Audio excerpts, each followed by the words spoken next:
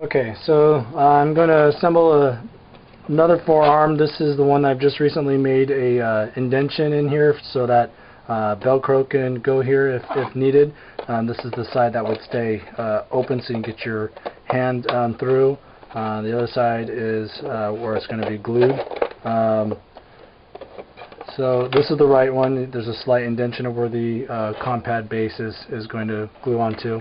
But with this side gluing together and that side staying open, I actually want to overlap that more than what it should be, just so that it'll kind of sit back to where it should end up. So I've taken a pencil and just basically about maybe from this edge to somewhere around here, maybe 1/2 inch to 3/4 of an inch, taking a pencil like that and drew a line so that I know that I'm going to overlap this evenly.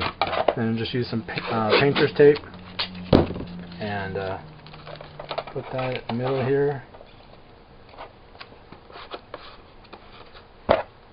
and then line those edges up where the pencil line is. Okay. This will make it a little bit more difficult to glue this side because it's going to want to spring open. It's not going to want to sit nice and flush, but I'm hoping it will give a much better result.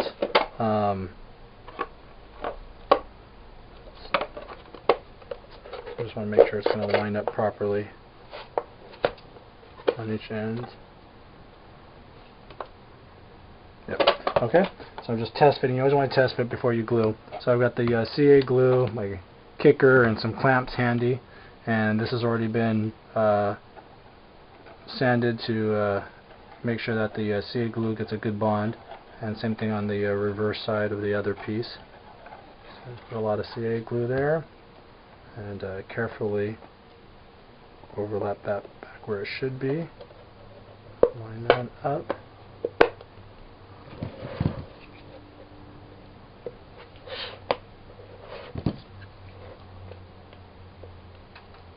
Such.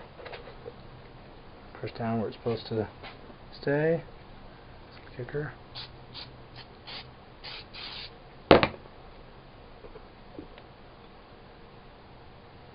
There for a few minutes. You really want to make sure this is getting a really good bond here. This is really important. With this extra curve though, it is getting a little bit tricky to support it and hold it in place. We'll reach in here and try to push in the opposite direction so that I'm sandwiching it together. Alright, so it's staying pretty good.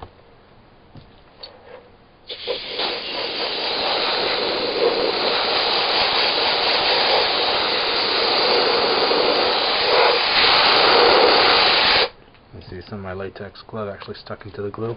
And I'm going to go back over this with some more CA glue just to make sure this is getting a really good bond here. And this excess glue I can just sand off, but I want to make sure it's in there as best as possible. Normally I'd use a paper towel, but I forgot to bring one right next to me, so I'm going to just use my finger real quick. And let gravity kind of run back down here to fill in that seam.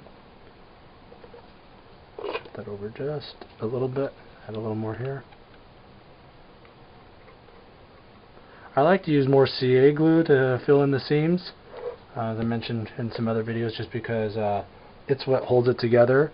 After I sand this, then I'll add some Bondo just to make it look pretty, but in my opinion it's the CA glue that actually holds it together. Spray a little bit more of this kicker on there. See it turn yellow and it crystallizes. When it turns clear, that's when you know that it's cured.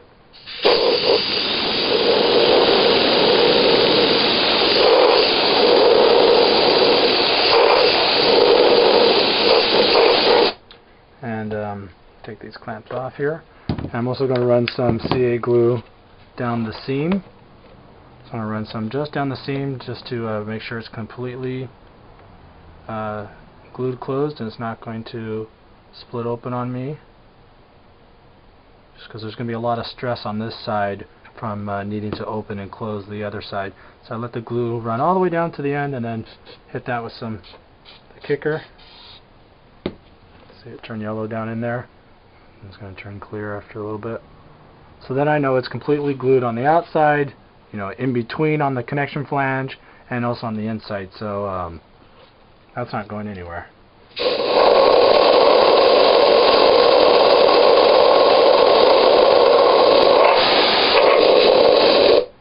Alright, so I'm not going to take the tape off just yet because that's quite yellow and it's actually kind of warm. It gets warm as it's curing. So I'm going to do the other one and then remove the tape, and hopefully I put enough tension on it so that it'll sit in place.